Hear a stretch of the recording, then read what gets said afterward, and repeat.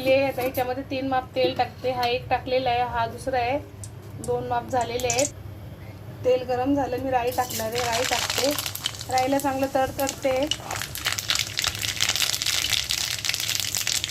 राई माझी झालेली आहे. आता कांदा टाकते. कांद्याला माझा मस्त कलर आला. आणि हा लसूण आहे, मी कापूनच घेतलेला आहे. 2 हिरवी मिरची पण टाकली ह्याच्यामध्ये.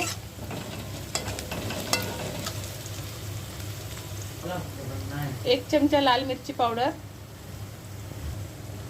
अर्धा चमचा हळद. हे बघा, मसाला माझा चांगला भाजलेला आहे. कलर मस्त आला. आता मीठ टाकते.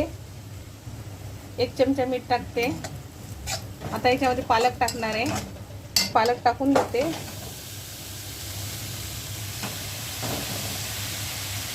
आता पालक मिक्स केली. बघा, या पालकाचंच पाणी आहे. आता याच्यावरती झाकण ठेवते. हे बघा, अशी झालेली आहे पालक. आता आपण जो मसाला बनवलेला आहे तो मसाला मी टाकणार आहे. या मसाल्याला काही तेलामध्ये वगैरे काही फ्राय करायची गरजच नाही, कारण आपण मी पहिलंच बाहेर केलेला मसाला आहे. आता मसाला मिक्स करणार आहे आणि पाणी टाकते याच्यामध्ये, गरम पाणी.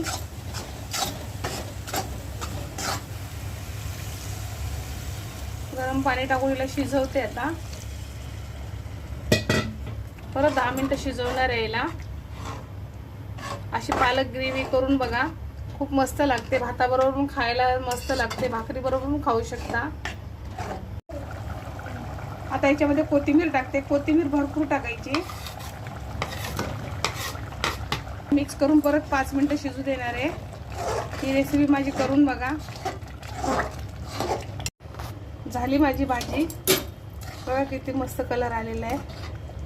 ही रेसिपी करून बघा.